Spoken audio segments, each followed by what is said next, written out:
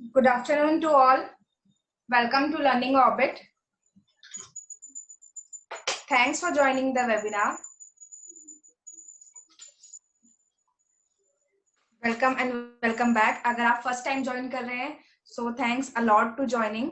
And अगर आप हमारे साथ फर्स्ट वेबिनार से जुड़े हुए हैं तो thanks for your patience and thanks for trusting us. Hello, we team Learning Orbit. So I hope आप सब सही होंगे, आपकी हेल्थ अच्छी होगी और इस पेंडेमिक में आपको कोई दिक्कत नहीं होगी. और ये हमारी एक छोटी सी कोशिश है.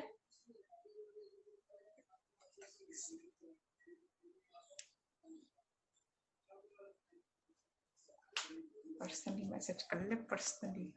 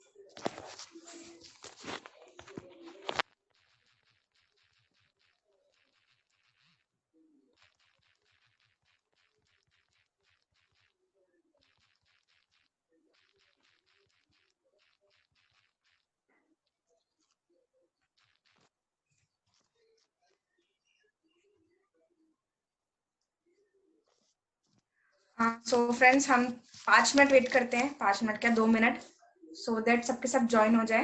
बिकॉज एक्चुअली सब ज्वाइन नहीं हुए, अभी सब वेटिंग रूम में ही हैं. लेट अस ओके, तो हम 2 मिनट वेट करेंगे.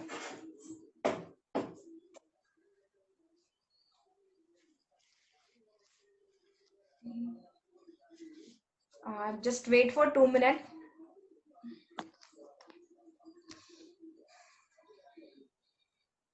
तेरा सनानास प्रत्या संदेश ऐसा भाई साहब.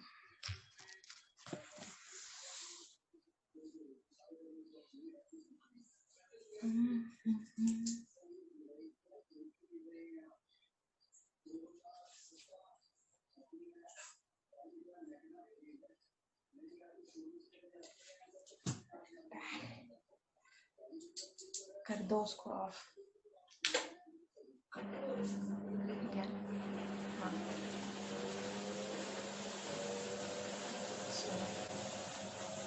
So just wait for 2 more minutes and we will start the webinar.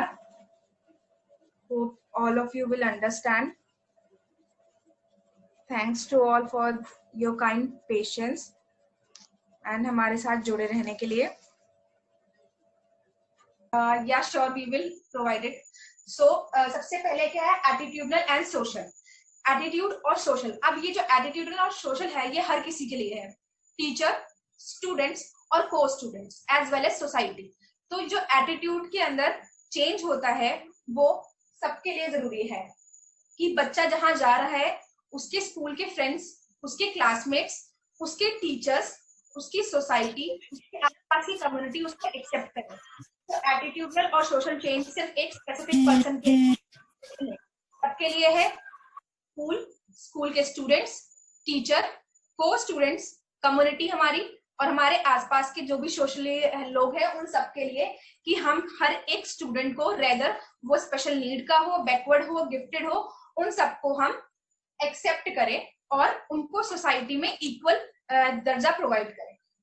अगर हम इस स्टेज को क्लियर करते हैं तो ये बहुत ज्यादा इजीनेस लाता है हर एक स्टूडेंट के लिए. नेक्स्ट है बैरियर फ्री एनवायरनमेंट. अब यहाँ पे हमने एटीट्यूडनल चेंजेस ले आए. नेक्स्ट है बैरियर फ्री एनवायरनमेंट. अब छोटी छोटी चीजों से ही आप हर एक बच्चे की नीड के कहीं ना कहीं बैरियर को कम कर सकते हैं. फॉर एग्जाम्पल, एक बच्चा है, उसकी आईज को जब उसको देखना होता है तो उसको कुछ बड़े लेटर्स देख पाता है, उसको लाइट की प्रॉब्लम है, तो वहां पे आप उसको एक करेक्ट लाइटिंग दे सकते हैं. बैठने के लिए बच्चों के लिए करेक्ट डेस्क्स हो सकते हैं और अगर थोड़ा और हायर लेवल पे जाए, अगर कोई फिजिकल डिसेबिलिटी का बच्चा है तो उसकी क्लास को अरेंज करिए कि वो ग्राउंड फ्लोर पे हो, और अगर बहुत सारे बच्चे हैं तो वहां पे रैंप्स होना जरूरी है।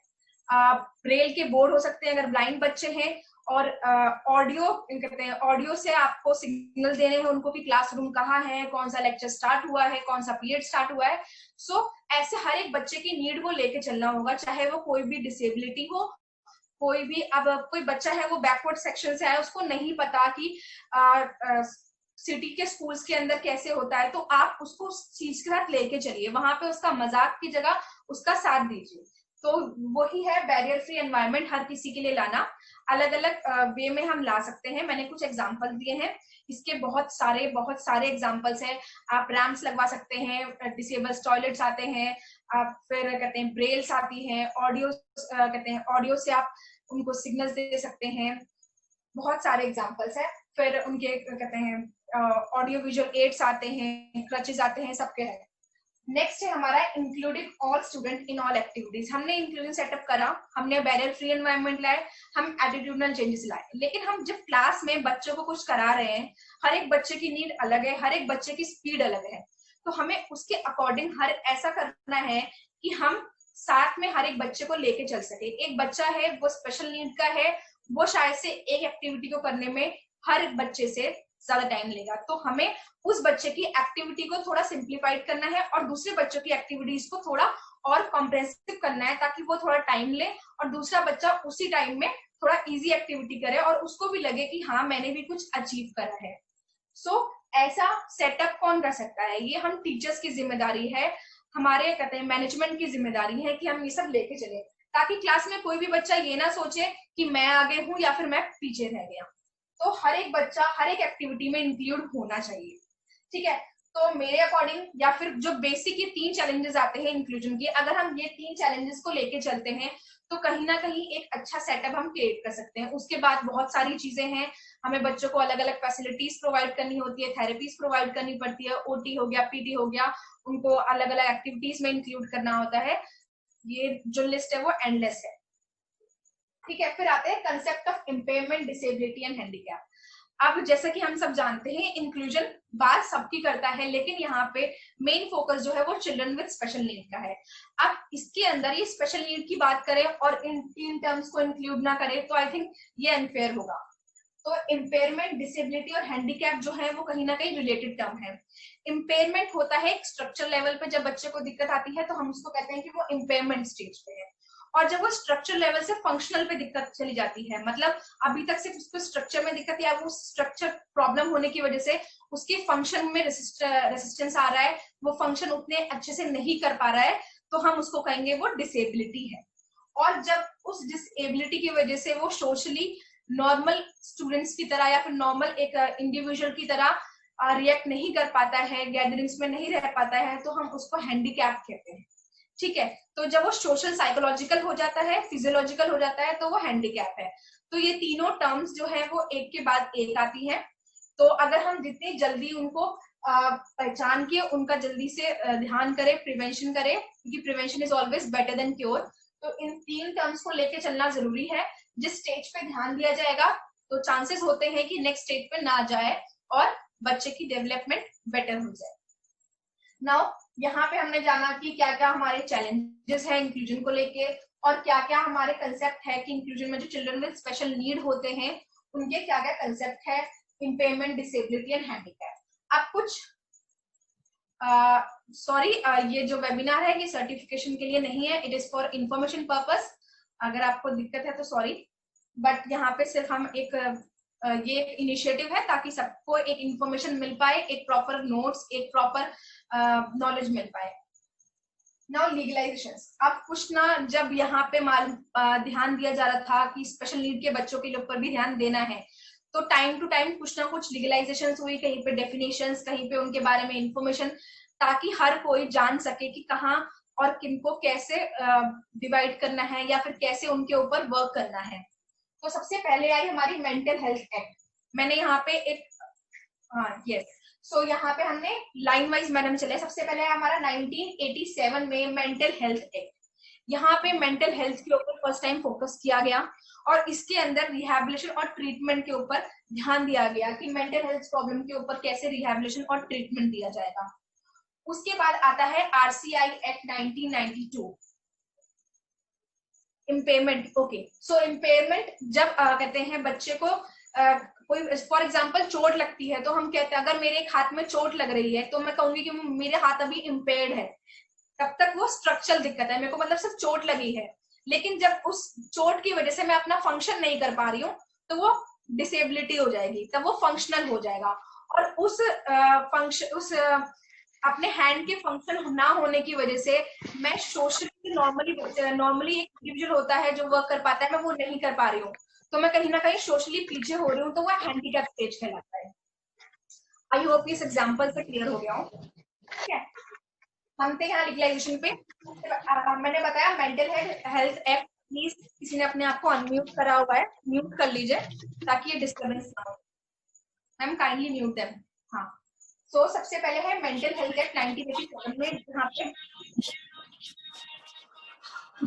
जहाँ पे फर्स्ट टाइम 1987 में मेंटल हेल्थ के ऊपर ध्यान दिया गया। उसके बाद आया हमारा RCI rehabilitation council of India act 1992 में, जिसको 1999 में rehabilitation of council of India को कन्वर्ट कर दिया गया। मतलब पहले आरसीआई एक्ट था, अब ये आरसीआई कहलाता है।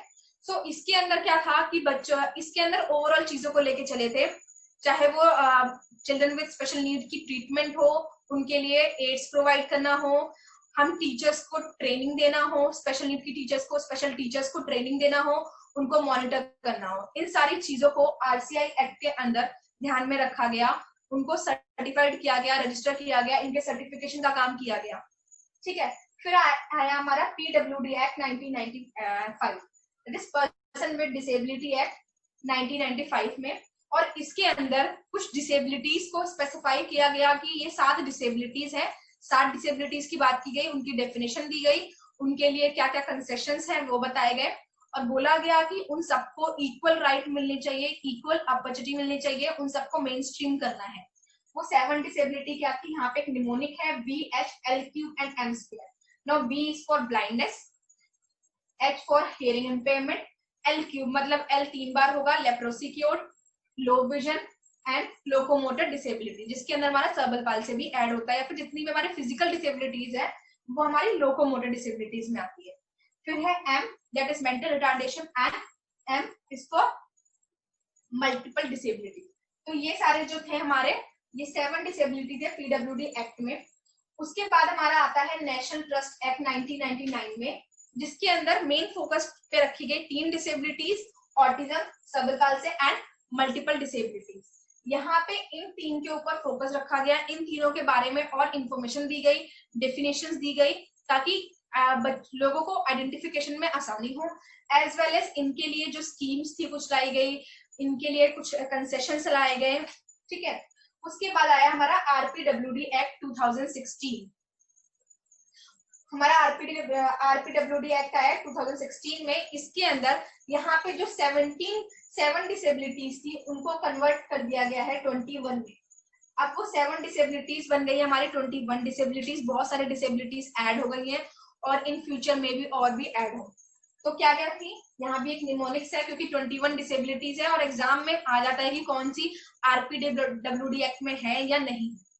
तो first is A square, B, C square, ये पूरा निमोनिक है। A square acid attack victim, B second A is autism, उसके बाद है हमारा B is blindness, C square that is C square sorry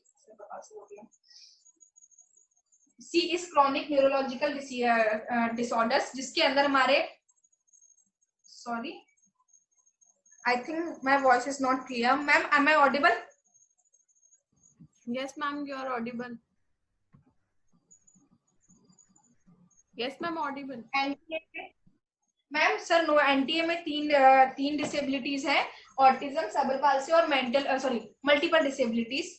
और शायद से अगर सही नहीं है तो मैम एक बार आप चेक कर लीजिए। किसी ने कहा है कि इसमें 4 डिसेबिलिटीज है, बट जितना मुझे पता है इसमें 3 डिसेबिलिटीज है। Okay okay, yes. तब तक आप आगे पढ़ाइए, मैं चेक। ठीक है, तो C square that is cerebral palsy as well as हमारा chronic neurological condition. Then D is dwarfism, H square is hearing impairment and haemophilia. I is intellectual disability. तो यहाँ पे मेंटल रिटार्डेशन को हम अब मेंटल रिटार्डेशन नहीं बोलते, हम उसको इंटेलेक्चुअल डिसेबिलिटी आईडी बोलते हैं। उसके बाद है हमारा L cube that is leprosy cured, locomotor disability and low vision. उसके बाद आता है हमारा M is for mental health,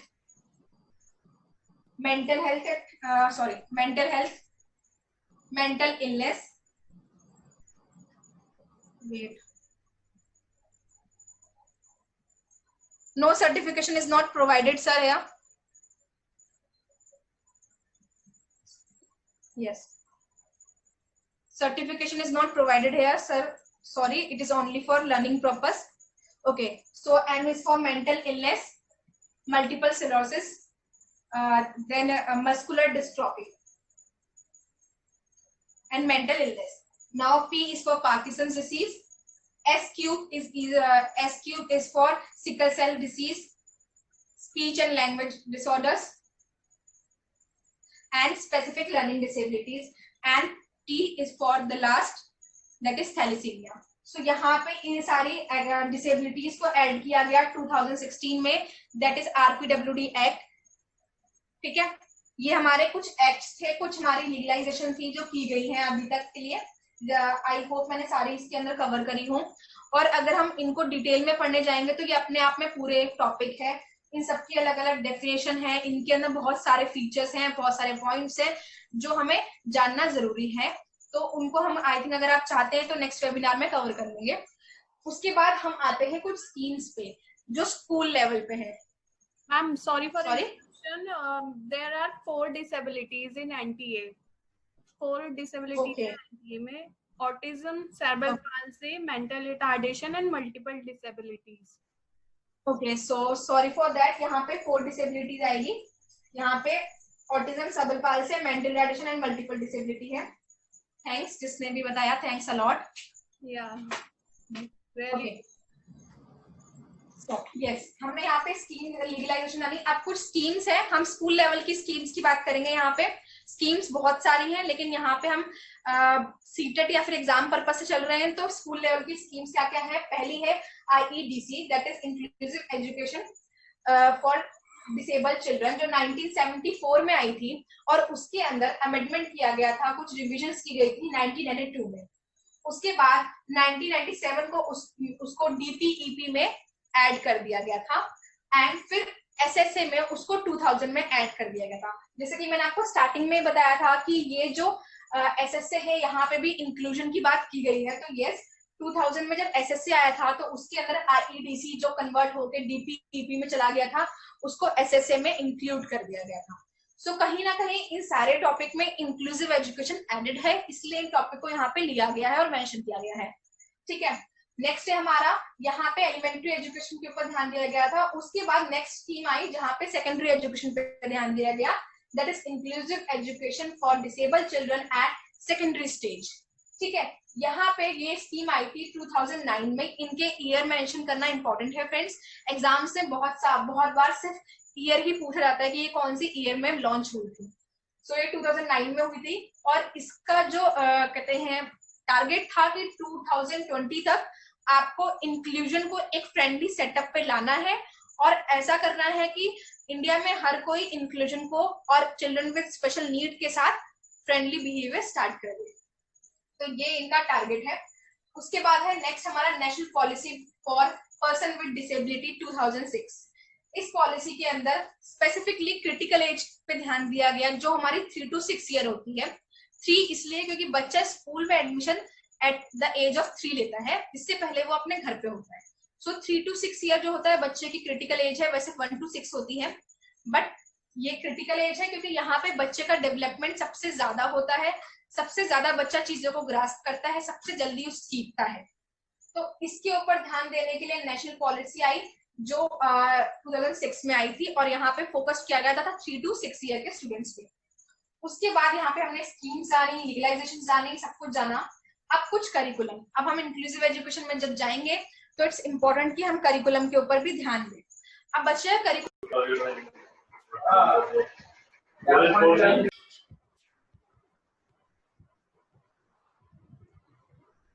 ma'am no voice.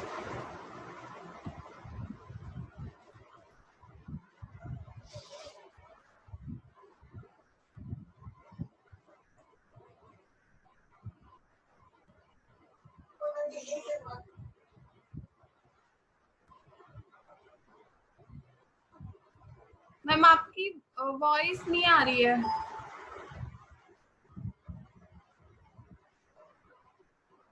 Okay आप देखिए तब तक क्या इशू है fast.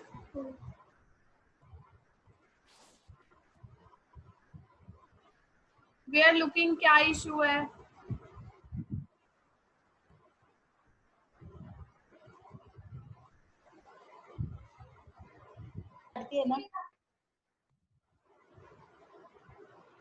Sorry for these all glitches.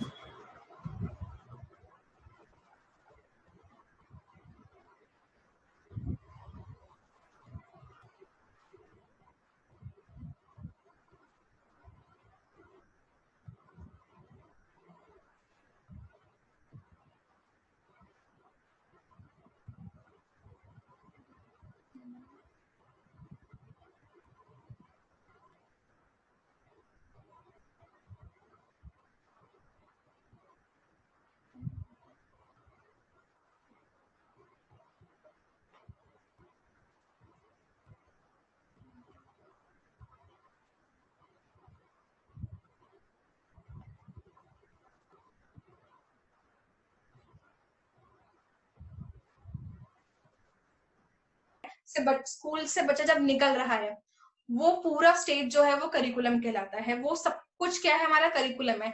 अब करिकुलम कैसा हो कि वो हर एक के लिए वैल्यूएबल हो, हर एक के लिए यूजफुल हो। हर एक मतलब चाहे वो कैसा भी बच्चा हो, नॉर्मल बच्चा हो, गिफ्टेड स्टूडेंट हो, स्पेशल नीड वाला स्टूडेंट हो, बैकवर्ड क्लास का हो, लड़का हो, लड़की हो, कोई भी रिलीजन का हो, कोई भी कास्ट का हो, डजंट मैटर, हर किसी के लिए अच्छा होना चाहिए। तो उसके लिए 3 टर्म्स बोल सकते हैं हम, अडैप्टिव, मॉडिफाइड एंड फ्लेक्सिबल। हमारा जो करिकुलम है अडैप्टिव होना चाहिए कि हर एक बच्चे की नीड को वो अडैप्ट कर सके। सेकंड, मॉडिफाइड होना चाहिए। अब उसको अडैप्टिव बनाने के लिए हम उसको क्या कर सकते हैं, हर एक बच्चे के लिए अलग करिकुलम सेटअप करना इज नॉट पॉसिबल, हम उसमें मॉडिफिकेशन कर सकते हैं। फॉर एग्जाम्पल, एक बच्चा है जो पढ़ने में बहुत अच्छा है, वो शायद से जिस एज में एडिशन 4 नंबर्स का करता है, 4 डिजिट का करता है विद कैरी, लेकिन जो एवरेज स्टूडेंट है वो सिर्फ 3 डिजिट तक जा सकता है। लेकिन कुछ स्टूडेंट्स हैं जो बिलो एवरेज है, जो स्पेशल नीड वाले हैं, मे बी वो 2 डिजिट तक जाए। तो द फोकस इज, हम जब क्लास में एडिशन सिखा रहे हैं तो हम उन बच्चों के अकॉर्डिंगली उनको काम दें, ना कि ये कह दे कि आप एडिशन नहीं सीख सकते। तो ये क्या है, एक तरह से मॉडिफिकेशन है, ठीक है। फिर है फ्लेक्सिबल, बच्चों के अकॉर्डिंगली हमें सिलेबस को भी फ्लेक्सिबल, हमारे करिकुलम को भी फ्लेक्सिबल बनाना है। जैसे कि स्पेशल नीड्स के जो एग्जाम्स होते हैं, उनके सारे एग्जाम साथ में नहीं होते, उनको 2-2 एग्जाम्स देने होते हैं ईयर बाय ईयर, या फिर उनको सब्जेक्ट्स को चूज करने के लिए ऑप्शन ज्यादा होते हैं, उनके पास ज्यादा ऑप्शंस अवेलेबल होते हैं। तो ये क्या है, फ्लेक्सिबिलिटी है। तो हमारे करिकुलम में जब हम ये 3 चीजें अपनाते हैं तो वो हर एक को कहीं ना कहीं वैल्यू प्रोवाइड कर सकती है, उनकी एजुकेशन को वैल्यू प्रोवाइड कर सकती है। That is adaptive, modified and flexible, ठीक है। आई होप मैंने अपना पॉइंट क्लियर करा हो। उसके बाद आता है डिफरेंट कंसेप्ट। कुछ कंसेप्ट हैं जो आते हैं, ये सारे कंसेप्ट नॉर्मल है, हम लोग जानते हैं, लेकिन इनके लिए ये टर्म्स इंपॉर्टेंट है जो एग्जाम में आती है, जो कहीं बोली जाती है और हमें होता है कि यार ये क्या है। सो वो टर्म्स है, पहला है डीइंस्टिट्यूशनलाइजेशन, मतलब बच्चों को अलग नहीं करना है। अगर वो स्पेशल नीड का बच्चा है तो उसको ये नहीं बोलना कि आप नहीं पढ़ सकते हो या फिर आप दूसरे स्कूल में जाओ। उनको डिफरेंट नहीं करना, उनको अलग नहीं करना, उनको मतलब अलग नहीं करना है, उनको एक साथ लेके चलना है। इट इज इंक्लूजन, तो उनको वहां पे लेके चलना है, ठीक है। जिसके अंदर बोल सकते हैं never force the disabled children to be admitted in special school. Next है हमारा नॉर्मलाइजेशन। हमें बच्चों को, चाहे वो कोई भी बच्चा हो, उनको नॉर्मलाइजेशन में लाना है। मींस सारे बच्चे इक्वल हैं हर बच्चे के लिए, जो एक रूल है वो हर एक किसी के लिए फॉलो होगा। The disabled children should be admitted in normal school so that they may get normal environment. ठीक है, now next is less restrictive environment. यहाँ पे हमने बैरियर फ्री एनवायरमेंट की बात की, उसी को हम कहते हैं लेस रिस्ट्रिक्टिव एनवायरमेंट होना चाहिए। The restriction feel which the disabled children faces while learning in normal school must be minimised. हमें नॉर्मल स्कूल में बच्चों को जो रिस्ट्रिक्शंस आते हैं, देखो हमने यही तो किया जो यहाँ पे उसको रिस्ट्रिक्शन है, बच्चों को सीढ़ियों चढ़ने, यस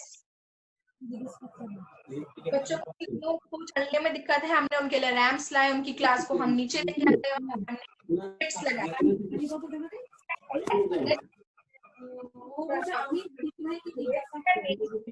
हमें बच्चों को मेनस्ट्रीम करना, the disabled children should feel like other children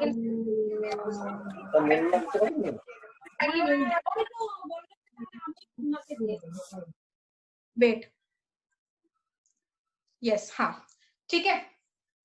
so हमें बच्चों को मेन स्ट्रीम में लेके जाना है, मींस अगर एक बच्चा, हमें हर एक बच्चे को इक्वल प्रोवाइड करना है। यहाँ पे हमें बच्चों को सिंपैथी नहीं करनी कि तुम डिसेबल हो या फिर तुम बैकवर्ड से हो, तुम लड़की हो या फिर कुछ और, नहीं, एम्पैथी मतलब इक्वल रखना है उनको। Sympathy is not a correct word, ठीक है। तो तेरे को यार नहीं है सर्टिफिकेट, ठीक है ठीक है। तो मेन स्ट्रीमिंग में लाना है उनको, इक्वल प्रोवाइड करना है, उनको सपोर्ट करना है, उनको सिंपैथाइज नहीं करना है, ठीक है। ये कुछ टर्म्स थी, उसके बाद आता है वो टाइप्स पे। अब हम जानते हैं कि यहाँ पे बहुत सारी डिसेबिलिटीज हैं, 7 यहाँ बोली गई, फिर यहाँ पे 21 कर दी गई। हर डिसेबिलिटीज के टाइप्स पे जाएंगे तो बहुत डिटेल है, बहुत सारी डिसेबिलिटी 4 टाइप्स में, 3 टाइप्स में, अलग अलग तरह से उनके डिविजन्स हैं और अलग अलग डिविजन्स में अलग अलग टाइप्स आते हैं। बट अगर मैं मेजरली लेके चलूं तो हर डिसेबिलिटी को 4 पार्ट में रखा गया है एज कंपेयर टू द कह सकते हैं एकेडमिक में या फिर और चीजों को लेके। तो क्या है वो, सबसे पहले है रेगुलरली एजुकेबल। जो बच्चे रेगुलरली एजुकेबल हैं, जिसको हम कह सकते हैं वो माइल्ड है, वो माइल्ड स्टेज पे अपने डिसेबिलिटी के, अपने इश्यूज के, इसलिए उनको रेगुलरली एजुकेबल मतलब वो नॉर्मल स्टूडेंट के साथ उनको आराम से पढ़ाया जा सकता है, बस थोड़े से चेंजेस के साथ।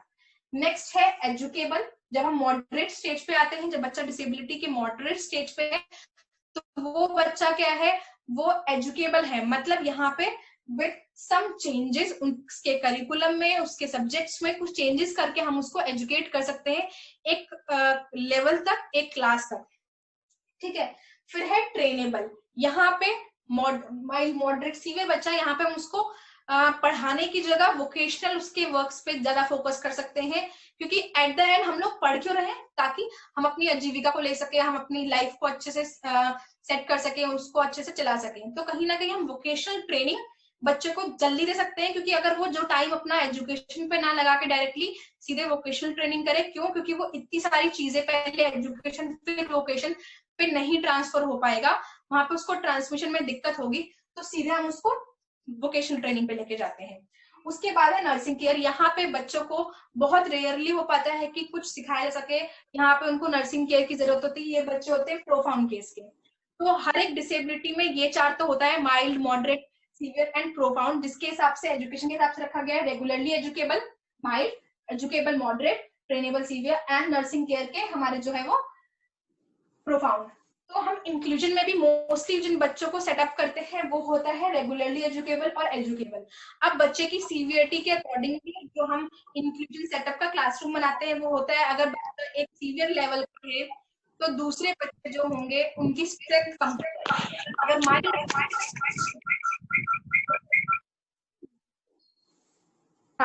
माइल्ड बच्चा है तो क्लास की स्ट्रेंथ बढ़ सकती है, अगर बच्चा सीवियर है तो क्लास की स्ट्रेंथ करके सीवियर बच्चे के ऊपर ध्यान देने के लिए क्लास की स्ट्रेंथ को कम करेंगे। तो ये सारी चीजें हमें ध्यान देनी होती है कि हम अपना इंक्लूसिव क्लासरूम को कैसे सेटअप करें। काइंडली म्यूट योरसेल्फ, कौन है, ओके ठीक है। तो यहाँ पे हमने बात करी इंक्लूजन की, इंक्लूजन में सारे बच्चों की नीड को लेके हम लेकिन यहाँ पे हमने सिर्फ अभी आपने ध्यान दिया हुआ यहाँ पे स्पेशल नीड की बच्चों की बात हो रही है, लेकिन व्हाट अबाउट गिफ्टेड स्टूडेंट्स, यहाँ पे प्रोविजन गिफ्टेड स्टूडेंट्स के लिए भी है। तो उनके लिए क्या है, एस्केलरेशन, मतलब उनको एस्केलरेट करना है, उनके एडमिशन जल्दी होने चाहिए, अर्ली एडमिशन इन स्कूल्स, वो गिफ्टेड है तो उनको नॉर्मल एज से ज्यादा जल्दी हम एडमिट कर सकते हैं स्कूल में, क्विक प्रमोशन हो सकते हैं उनके लिए एक्स्ट्रा कोर्सेज हो सकते हैं, एक्स्ट्रा कॉम्पिटिशन्स वगैरह हो सकते हैं। नेक्स्ट है हमारा सेग्रीगेशन, इन बच्चों को सेग्रीगेट करना। इंक्लूजन है लेकिन इनको सेग्रीगेट करना है एक प्रोसेस के थ्रू, ये नहीं कि उनको क्लास से अलग कर दिया गया, उनको इंक्लूजन में पढ़ाना है, लेकिन उसके बियॉन्ड भी उनको कुछ चीजों के लिए सेग्रीगेशन दिए जाए। जैसे इनके लिए हम अलग अलग कहते हैं कोर्सेज अलग कर सकते हैं, स्पेशल क्लासेस प्रोवाइड कर सकते हैं, कुछ स्कॉलरशिप्स प्रोवाइड कर सकते हैं, कंपटीशन, हॉबी क्लब्स हो सकते हैं, साइंस क्लब, लैंग्वेज क्लब, इनके थ्रू ये अपनी एनर्जी वहां भी यूज करेंगे, अपनी जो गिफ्टेडनेस है वहां यूज करेंगे। तो ये क्या होगा, ये हमारी नॉर्मल क्लास में भी है एज वेल एज ये अपनी जो इनकी एक्स्ट्रा नॉलेज है उसको भी यूज कर पा रहे हैं। तो यहाँ पे ये इंक्लूजन में होते हुए भी अपने आप को डेवलप कर पा रहे हैं, ये नहीं हो रहा कि ये इंक्लूजन की वजह से कहीं पीछे रह गए।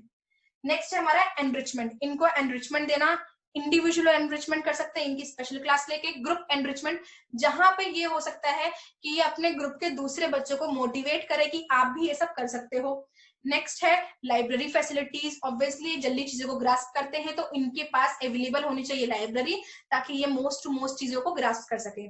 प्रोजेक्ट्स और एक्टिविटी बेस्ड वर्क होने चाहिए, इनके असाइनमेंट होने चाहिए, उसके बाद इनकी कम्युनिटी सर्विस पे भी इनको वर्क करना चाहिए। तो यहाँ पे हम कुछ ये चीजें कर सकते हैं गिफ्टेड स्टूडेंट्स के लिए। सो ये था कुछ हमारा पूरा इंक्लूसिव सेटअप। आई थिंक यहाँ पे मैंने जितने भी इंपॉर्टेंट पॉइंट्स हैं उन सबको मेंशन करा है, और अगर कुछ रह गया है तो काइंडली टेल अस। यहाँ पे ये जो सारे टॉपिक है अगर हम इनको भी लेके चलेंगे, ये अपने आप में पूरे एक ओवरऑल टॉपिक है। सो फ्रेंड्स मेरा टॉपिक यही था। और लास्ट एक नोट है कि हमें कभी भी किसी भी स्पेशल नीड बच्चे को लेबल नहीं करना, दैट वो डिसेबल है, वो ब्लाइंड है, वो देख नहीं सकता, वो अंधा है, ऐसा नहीं बोल सकते हम। ये कहीं ना कहीं एक अपराध भी है और कोई कहीं ना कहीं केस भी कर सकता है इस पे, और एज अ ह्यूमन बीइंग भी ये करेक्ट नहीं है। ठीक है, तो आई थिंक मैंने अपने सारे पॉइंट्स रख दिए हैं। अगर इन चीजों में आपको कहीं भी डाउट है तो प्लीज बताइए मुझे, ताकि हम उसके आगे डिस्कशन कर सके या रिविजन कर सके। So we will go to questions after that discussion. So I think clear हो गया है ये सबको, तो प्लीज एक बार कमेंट करके बताइए कि डिड यू लाइक दैट और नॉट, और आपको क्लियर हुआ या नहीं। Yes ma'am, very nice explanation, आपने बहुत अच्छे से इस पूरे टॉपिक को एक्सप्लेन किया। ये इंक्लूसिव में ये सारी पॉलिसीज ही इम्पोर्टेंट है। हम लोग ये सारे जो एक्ट्स हैं, पॉलिसीज क्यों पढ़ रहे हैं, क्योंकि ये सब इंक्लूसिव में इंक्लूड है और हमें ये बताते हैं कि हमें कैसे इंक्लूजन को इम्प्लीमेंट करना है, कैसे लेकर आना है। सो अगर आपको किसी चीज में डाउट है किसी पॉइंट में, तो आप लोग प्लीज कमेंट करके बताइए।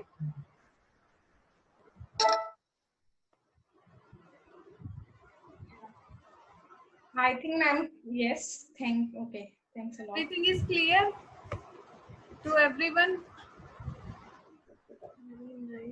Yes, I think thanks a lot to everyone who are appreciating us. Thank you for your comments. So ma'am, should we start the question time? Yes, of course.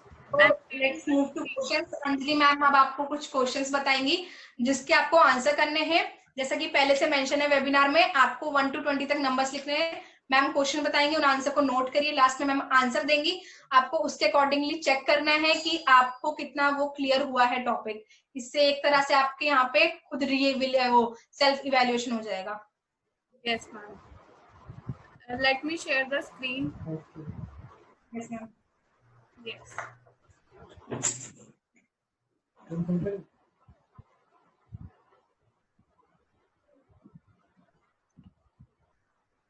Be ready with your pen and paper and write your answers.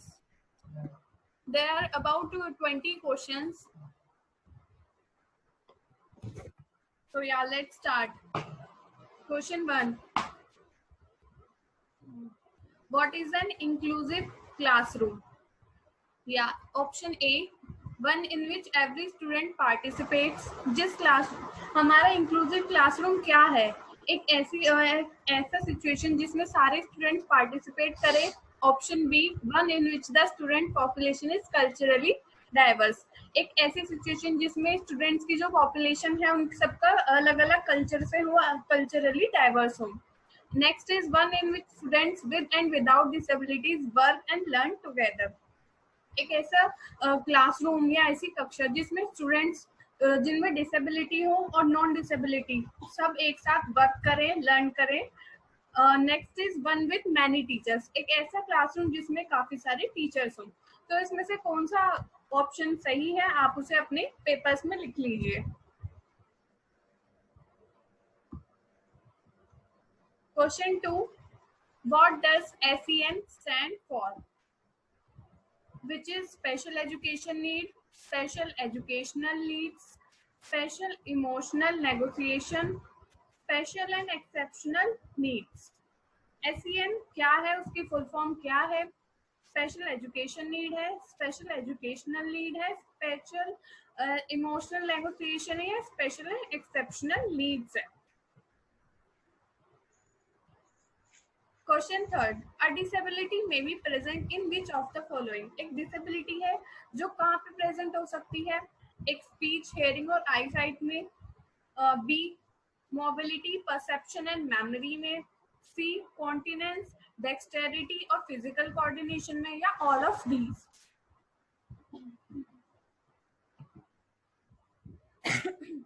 Sorry, या तो disability कहाँ कहाँ present हो सकती है? Question 4, what does comorbid mean? Comorbid का मतलब क्या है? Option A, comorbid means that a cognitive impairment can shorten life span. इसका मतलब है कि जो कॉग्निटिव इम्पेयरमेंट है, जो कि कॉग्निशन में हमारी इम्पेयरमेंट है, जो भी खराबी है, उससे हमारा जो लाइफ स्पेन है, हमारी जो लाइफ है वो कम हो जाती है. Next is comorbid. Yes, comorbid means that a condition can appear independently and have a detrimental effect on performance. एक ऐसी कंडीशन जो कि एक खुद ही डेवलप होती है, उसकी इफेक्ट जो है वो हमारी परफॉर्मेंसेस पर होते हैं. सी है, comorbid describes a disorder or condition that may co-occur with another disorder or condition. इसका मतलब है एक ऐसी कंडीशन या डिसऑर्डर जो एक और कंडीशन के साथ हमें आती है. एंड डी है नन ऑफ दीज. इन 4 में से कौन सा करेक्ट आंसर है? आप लोग प्लीज ABCD क्या है मेंशन कर लीजिए. Question 5, what are some ways to run successful inclusive classroom? एक सक्सेसफुल इंक्लूसिव क्लासरूम को रन करने के लिए क्या हमारे तरीके हो सकते हैं? फर्स्ट है क्रिएट एन इंक्लूसिव एनवायरनमेंट. एक इंक्लूसिव को बनाना. Use a variety of teaching strategies. different teaching strategies का variety यूज करना. collaborate with other teachers and educate yourself. Teacher के साथ कोलैबोरेट करना और एजुकेट करना. यही नहीं समझ रहा कि हाँ मुझे अब सब कुछ आता है, क्योंकि हम लोग जितना हम लोग सीखते हैं. करेक्ट. सो मतलब ये ऊपर के सब करेक्ट है. तो इनमें से कौन सा करेक्ट आंसर है? Please mention.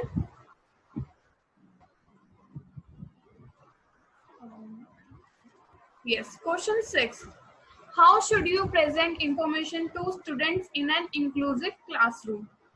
आप एक इंक्लूसिव क्लासरूम में इंफॉर्मेशन को कैसे प्रेजेंट करेंगे? Through lecture, by including pictures and music, through visual cues, या ऑल ऑफ दीज. लेक्चर के थ्रू, पिक्चर्स और म्यूजिक के थ्रू, विजुअल क्यूज देकर, या फिर सब कुछ. Question 7, a child with hearing impairment. Option A, should be sent only to a school for the hearing impairment and not to a regular school. जो hearing impairment kid है, बच्चा है, हमें उसे स्पेशल रेगुलर स्कूल में नहीं भेजना चाहिए. B, will not benefit from academic education only, should be given vocational training instead. तो यहाँ पे ये बोला गया है कि हमें उसे एक एकेडमिक एजुकेशन नहीं देनी चाहिए, क्योंकि इसके लिए वो कुछ काम की नहीं है, एंड हमें उसे वोकेशनल ट्रेनिंग देनी चाहिए. ट्रेनिंग का मतलब है हमें उसे आगे जो फर्दर लाइफ में कुछ अर्न करने के लिए, मतलब बेसिकली हम उसे कुछ ऐसी एक्टिविटीज, कुछ ऐसी हम लोग स्किल सिखाते हैं ताकि वो अपनी इन फ्यूचर कुछ अर्न कर सके या फाइनेंशियली कुछ कमा सके। Cs can do very well in regular school if suitable facilitation and resources are provided. काफी अच्छा कर सकते हैं रेगुलर स्कूल में अगर एक फैसिलिटीज और हम उन्हें रिसोर्सेज को प्रोवाइड करें। नेक्स्ट है will never be able to perform on a part with classmates in a regular school. वो कभी परफॉर्म नहीं कर पाएंगे अपने क्लासमेट्स की तरह एक रेगुलर स्कूल में। Which point is correct? इस क्वेश्चन को देख के मुझे एक और बात याद आई है। इन एग्जाम से भी आप लोग ये ध्यान रखिएगा, इस जो भी क्वेश्चंस होते हैं चाइल्ड से रिलेटेड, अगर ऑप्शंस में चाइल्ड से रिलेटेड कुछ नेगेटिव लिखा है तो आप तुरंत उन ऑप्शंस को एलिमिनेट कर दीजिए सबसे पहले। सेकंड, उसके बाद आप देखिए चाइल्ड किसमें एक्टिविटी कर रहा है, जिसमें चाइल्ड एक्टिविटी करेगा वही ऑप्शन हमारा करेक्ट होगा। तो इसमें आप लोग अब देख सकते हैं कि क्या कौन सा ऑप्शन करेक्ट हो सकता है। Yeah, question 8. Having a diverse classroom with children from varied social, economic and cultural backgrounds enriches the learning experiences of all students. एक डाइवर्स क्लासरूम है जिनमें बच्चों का सोशल, इकोनॉमिक, कल्चरल तीनों बैकग्राउंड सबके अलग अलग है, तो वो उनके जो लर्निंग एक्सपीरियंसेस है उन्हें एनरिच करता है। बिल्कुल, क्योंकि वो कोई किसी स्टेट से, कोई अलग स्टेट से, उनका कल्चरल बैकग्राउंड अलग है, उनका इकोनॉमिक स्टेट कोई अच्छा है, कोई ठीक है, ऐसे हो सकता है, कुछ अलग अलग है। तो वो सब एक दूसरे से अगर एक क्लासरूम में बैठ के सीख रहे हैं तो वो काफी एक दूसरे से लर्न करते हैं। तो ये स्टेटमेंट इनकरेक्ट है because it can be confuse the children and they feel lost. Second correct है because children learn many skills from their peers, कि वो बच्चा अपने पीयर से काफी कुछ सीखता है, इसलिए वो करेक्ट है। सी करेक्ट है because it makes the classroom more hierarchical, सही है क्योंकि ये क्लासरूम को मोर हिरार्किकल बनाता है। डी है क्योंकि वो इनकरेक्ट है because it leads to unnecessary competition, क्योंकि वो क्लासरूम में एक अननेसेसरी कॉम्पिटिशन को बढ़ावा देता है। तो ये करेक्ट है या इनकरेक्ट है, आप लोग प्लीज इससे सोचिए और अपने ऑप्शंस को लगाइए।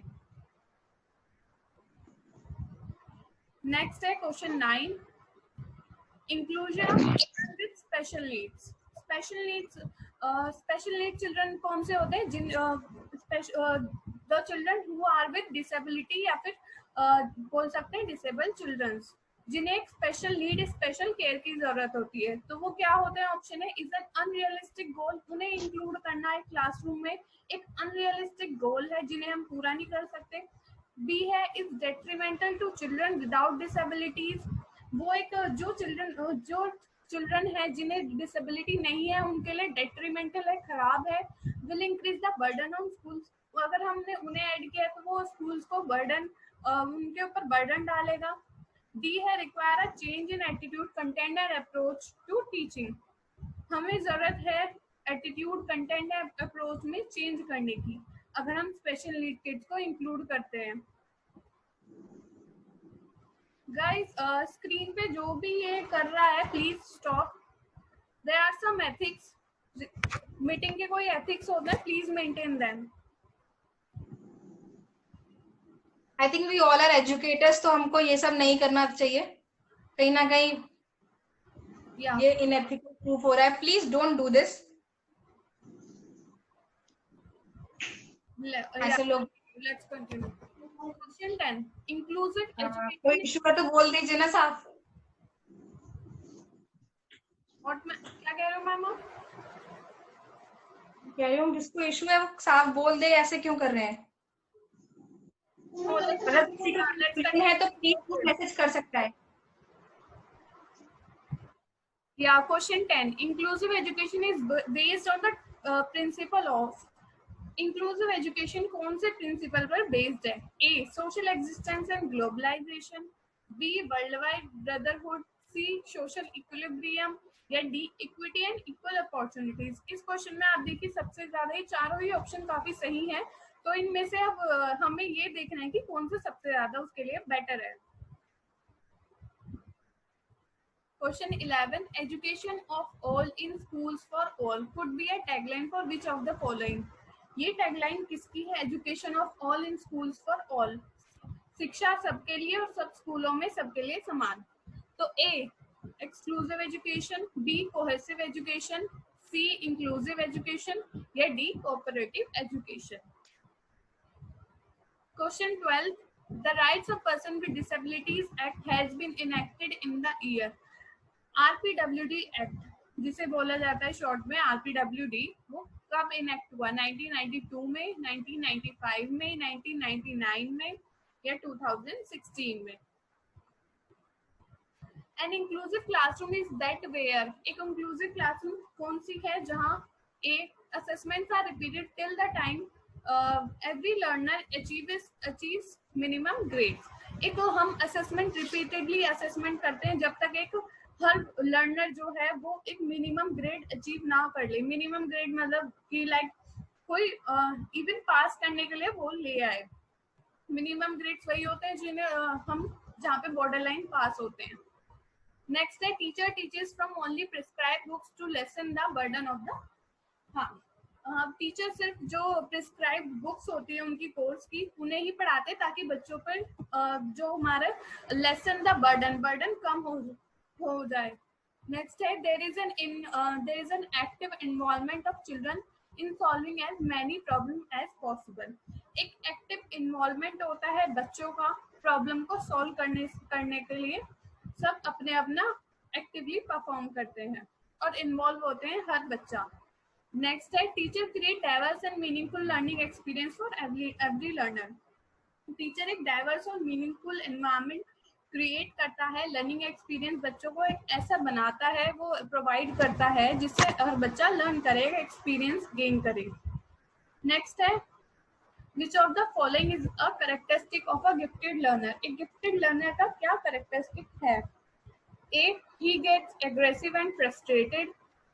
B. He can feel understimulated and bored if the class activities are not challenging enough. C. He is highly temperamental. D. He engages in ritualistic behavior like hand clapping, rocking, etc. तो वो ए में क्या है, बहुत जल्दी वो aggressive हो जाता है, फ्रस्ट्रेटेड हो जाता है। बी में है he can feel stimulated and board, बहुत जल्दी बोर हो जाता है। क्लास भी कोई भी अगर एक एक्टिविटी उसे चैलेंजिंग नहीं लगती, उसके लेवल की नहीं लगती, अगर उसका लेवल ज्यादा हाई है क्लास से और क्लास में ऐसी एक्टिविटीज नहीं हो रही है तो ऑफकोर्स वो बोर्ड फील करेगा। ही इज हाईली टेम्परामेंटल, वो हाईली टेम्परामेंट, बहुत जल्दी उन्हें गुस्सा आ जाता है, टेम्पर बहुत हाई होता है। He engages in ritualistic behaviour like, ritualistic मतलब कुछ आपने देखा होगा किड्स हैंड फ्लैपिंग वो करते ही रहते हैं, हैंड फ्लैपिंग करना, अपने हेड को रॉक करना, ये हमारे रिचुअलिस्टिक बिहेवियर बच्चे का डेवलप हो जाता है, वो करते हैं। तो इनमें से कौन सा कैरेक्टरिस्टिक बेटर है गिफ्टेड लर्नर्स के लिए? नेक्स्ट है question 15. A teacher has some physically challenged children in her class, which of the following would be appropriate for her to से? एक टीचर है जिसकी क्लास में फिजिकली चैलेंज बच्चे हैं। फिजिकली चैलेंज मतलब कह सकते हैं जिनका फिजिकल स्ट्रक्चर, हमारी बॉडी, उनमें से कोई पार्ट खराब हो सकता है, हैंड खराब हो सकता है, लेग्स खराब हो सकते हैं, वो क्लचेस यूज करे, व्हील चेयर यूज करे, कुछ भी हमारा फिजिकल, इवन अगर हमारी आईज भी खराब है तो वो एक फिजिकल डिफेक्ट है। तो यहाँ पे ए है which of the following would be appropriate, कौन सा इन चार ऑप्शन में से कौन सा एप्रोप्रिएट है टीचर के लिए? ए है wheelchair bound children may take help of their peers in going to hall, जो व्हील चेयर बाउंड चिल्ड्रंस हैं वो अपने पीयर्स की हेल्प ले सकते हैं, अपने और दोस्तों की या क्लासमेट्स की हेल्प ले सकते हैं हॉल तक जाने में। बी है physically inconvenienced children may do an alternative activity in the classroom, जो फिजिकली इनकन्वीनियंस्ड है मतलब जो अनेबल है चलने में या क्लासरूम हॉल तक जाने में, तो वो कोई और एक्टिविटी कर देंगे, ऑल्टरनेट एक्टिविटी कर सकते हैं। या फिर C Mohan why don't you use your crutches to go to the playground, teacher बोलती है मोहन जो फिजिकली चैलेंज बच्चा है कि आप अपने क्रचेस क्यों नहीं यूज करते प्लेग्राउंड तक जाने के लिए। डी है polio afflicted children will now present a song, एक पोलियो एफिलेक्टेड जो बच्चा जिसे पोलियो है वो एक सॉन्ग प्रेजेंट करेगा। क्यों वो हॉल में नहीं जा सकता? वो जा सकता है। अब देखिए कौन सा इसमें ऑप्शन करेक्ट होगा। एंड या question 16, an inclusive school, option A is committed to improve the learning outcomes of all students irrespective of their capabilities. एक इंक्लूसिव स्कूल क्या होता है? ऑप्शन ए में है कि वो एक हर बच्चे का लर्निंग आउटकम्स क्या होता है? हमने लास्ट जो हमारा वेबिनार हुआ था, सेशन हुआ था, उसमें भी हमने ये चीज डिस्कस की थी कि लर्निंग आउटकम्स होते क्या हैं। आउटकम्स वो होते हैं जो हमें टीचिंग के बाद, सब कुछ करने के बाद हमें जो रिजल्ट मिलता है कि कितना हमारा आउटकम निकला, कितना रिजल्ट है, बच्चों ने कितना सीखा, वो हमारा लर्निंग आउटकम है। तो बच्चों की कैपेबिलिटी सबकी अलग अलग होती है, तो उनकी कुछ भी कैपेबिलिटीज है, सबकी अलग अलग है, लेकिन वो मेक श्योर करता है कि वो उनका लर्निंग आउटकम्स इम्प्रूव हो। B, differentiate between students and sets less challenging achievement targets for specially abled children. वो स्टूडेंट्स में डिफरेंशिएट करते हैं कि जो अलग स्टूडेंट्स हैं और जो लेस चैलेंजिंग है, जिन्हें जो कम कर पाते हैं, जो चैलेंज एक्सेप्ट नहीं कर पाते, उनका टारगेट अलग अलग फिक्स करना। नेक्स्ट है C, committed particularly to improve the learning outcomes of specially abled children. वो ज्यादा कोशिश करते हैं, जो स्पेशली एबल चिल्ड्रन हैं उन्हें उनका लर्निंग आउटकम्स इम्प्रूव करने की, उन पे ज्यादा ध्यान देना। डी है, decides learning heats of students according to their disability. एक लर्निंग हीट्स मतलब यहाँ पे नीड्स है वो, कि लर्निंग नीड जो भी है उनकी स्टूडेंट की, उनकी डिसेबिलिटी के अकॉर्डिंग उन्हें डिसाइड करना, सबकी जिसकी जो जो नीड है उन्हें अलग अलग डिसाइड करना। ये था हमारा। नेक्स्ट है question 17, inclusive education encourages strict admission procedures। Inclusive education क्या करता है? एक स्ट्रिक्ट एडमिशन प्रोसीजर को एनकरेज करता है। Include indoctrination of facts, include teachers from marginalized groups, here celebrates diversity in the classroom.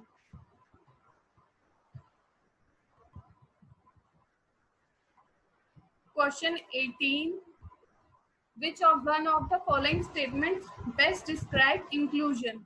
इनमें से कौन सी स्टेटमेंट है वो इंक्लूजन को बेस्ट डिस्क्राइब करती है? A, it is the belief that children need to be segregated according to their abilities। ये एक बिलीफ है कि चिल्ड्रन जो है, जिनकी नीड है, need to be segregated according to their, उन्हें अलग अलग, सेग्रीगेट का भी हमने मतलब देखा कि अलग अलग उनकी एबिलिटीज के अकॉर्डिंग सेग्रीगेट करना, तो वही उन्हें ये एक बिलीफ है उन्हें अलग अलग करने का। It is a belief that some children can not learn at all, ये एक ऐसा बिलीफ है कि कुछ बच्चे बिल्कुल लर्न नहीं कर सकते। या it is the philosophy that all children have a get equal right to be in a regular school। ये एक philosophy है कि हर बच्चे का right है, equal right है एक regular school में पढ़ने का। या it is the philosophy that special children are special gift from God। ये एक philosophy है कि एक special children एक special gift है God का। We are at the end. Yeah, question 19, a student of 5th grade with visual impairment should be, एक student, एक बच्चा 5th ग्रेड का, 5th क्लास का विद विजुअल इम्पेयरमेंट, जो कि विजुअली इम्पेयर्ड है। विजुअली इम्पेयर्ड मतलब कुछ भी प्रॉब्लम हो सकती है उसे, वो देख नहीं पाता। नेक्स्ट है A option, help in his her routine work by parents and friends. उसे हेल्प करनी चाहिए, उसके जो रूटीन वर्क है पेरेंट्स और फ्रेंड्स को हेल्प करनी चाहिए उसमें। Excuse to do a lower level work, वो एक लोअर लेवल वर्क करे, या फिर गिवन स्पेशल ट्रीटमेंट, उसे एक स्पेशल ट्रीटमेंट दिया जाए क्लासरूम में, या फिर treated normally in the classroom and provided support through audio CDs. उसे नॉर्मली ट्रीट करना चाहिए क्लासरूम में, या सपोर्ट देकर कोई सीडी, मतलब अगर वो देख नहीं पाते तो हम ऑडियो सीडीज के थ्रू हम उन्हें सपोर्ट दे सकते हैं, लर्न करने का हम लोग एनकरेजमेंट कर सकते हैं। Last question 20, in the following which is not a part of RPWD.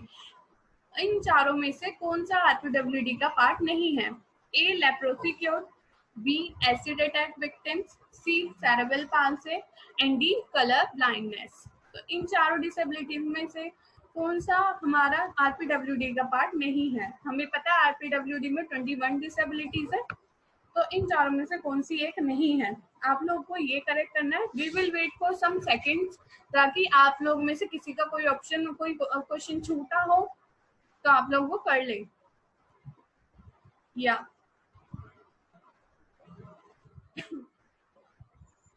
किसी को किसी क्वेश्चन को वापस से देखना है तो वो बता सकते हैं, ताकि हम स्क्रीन शेयर से अभी ना हटाएं उसे। Yeah, we will also provide questions in the group.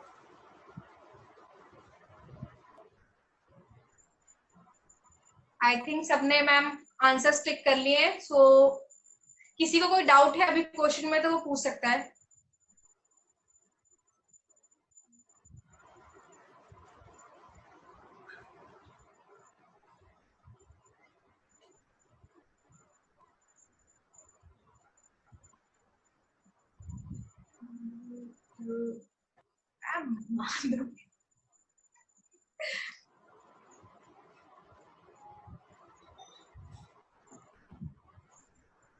Anyone has doubt regarding anything?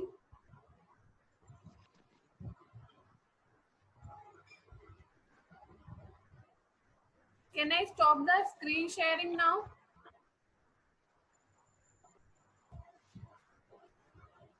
Yeah. Ma'am, kindly share the answer now so that everyone can check their answers. Okay. SEN stands for. Yeah, I am now telling you the answers. Yeah. Question 1, C. Question 2, B. Question 3, D. Question 4, C. Question 5, D. Question 6, D. Question 7, C.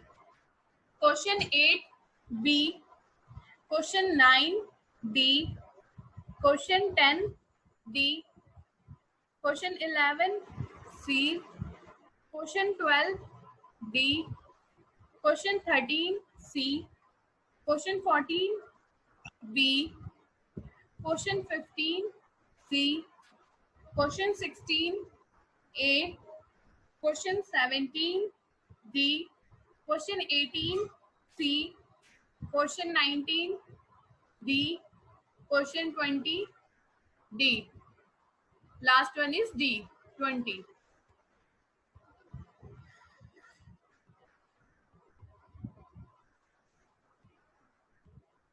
Question 6. Ritika ने पूछा question 6. Question 6 is D.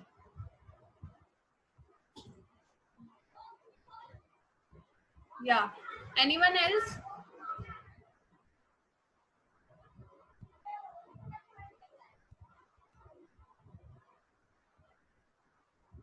अगर आप में से किसी को किसी question के आंसर को लेके या फिर किसी क्वेश्चन को समझने में दिक्कत है तो वो भी पूछ सकता है। Question 2 का आंसर है D. Question 15. 15 का आंसर है C.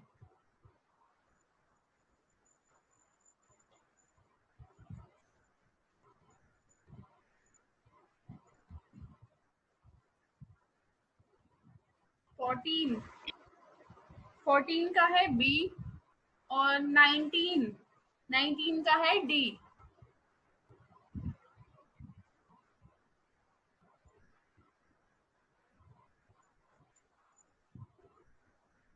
सारे का है D.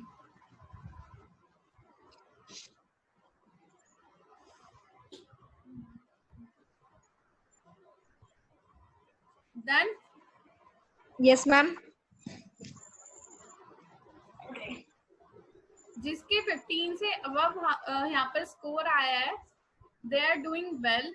अगर उन्होंने एक बार फिर से ये सब रिवाइज कर लिया पूरा टॉपिक या सब चीजें नोट्स, तो उसका बिल्कुल। मैम 17 का एक बार आंसर कंफर्म कर दीजिए। कौन सा? बी फॉर बॉम्बे और डी फॉर दिल्ली। एक्चुअली 17 का है D for Delhi. Yes. Sound में प्रॉब्लम हो रही है। Okay okay. सो अभी जिसमें क्वेश्चन में प्रॉब्लम है आप मुझे बता दीजिए, मैं दिल्ली या बॉम्बे। अगर कोई क्वेश्चन समझ भी नहीं आया तो भी वो यहाँ पे डाउट क्लियर कर सकते हैं, या फिर कोई और डाउट हो तो वो भी पूरे लेक्चर के regarding.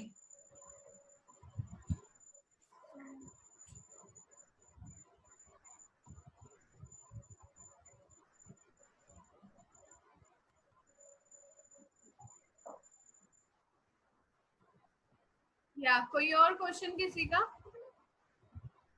Okay, it's clear, I hope.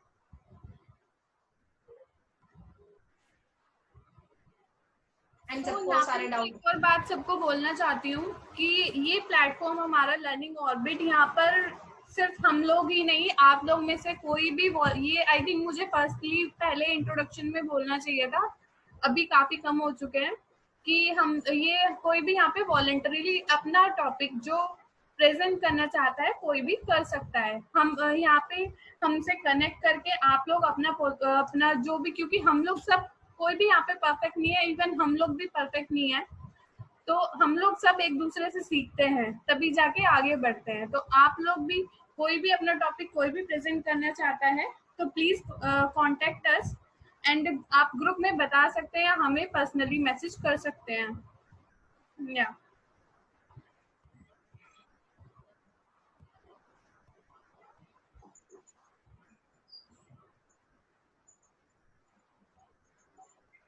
तो आई थिंक अब हमें मीटिंग एंड करनी चाहिए। सबका ये टॉपिक क्लियर हो चुका है। आप let me give you the feedback link. Yes. या And thank you for joining us as well as supporting us.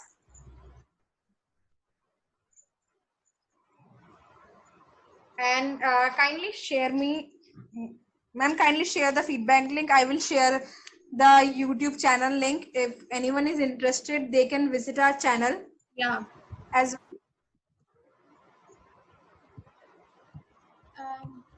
या मैंने फीडबैक लिंक भेज दिया है, please everyone fill it, and आपके कोई सजेशंस है, कोई भी टॉपिक है, we will surely take it into consideration. और हम लोगों ने इंक्लूसिव एजुकेशन भी आज ये टॉपिक हमें रिकमेंडेशन में सजेशन में मिला था, इसलिए हम लोगों ने आज ये टॉपिक चूज किया है। किसी के कोई भी ये काफी अच्छा हमारा एक हमें अपॉर्चुनिटी है कि हम लोग ये चीज कर सकते हैं, एक दूसरे के साथ मिलके साथ में चल सकते हैं और एक दूसरे की हेल्प कर सकते हैं। एक यूट्यूब चैनल का लिंक भी मैम ने प्रोवाइड कर दिया है, आप लोग जरूर विजिट करें और अच्छी एजुकेशनल वीडियोस देखें। आपको कोई पसंद आए please like it and share कर सकते हैं अगर आप लोग, तो please share it and thank you. so I think, ma'am, we should end the meeting now. या So thanks a lot for joining us and supporting us. And thank you. Thank a lot. Thank you, ma'am. Okay. So please feedback form को fill करिए ताकि हम अपनी जितनी भी कमियां हैं उसको सुधार सके, क्योंकि we all are at learning stages. Good afternoon everyone, stay safe. मिलते हैं next with a new topic, with a new learning. या thank stay connected, take care.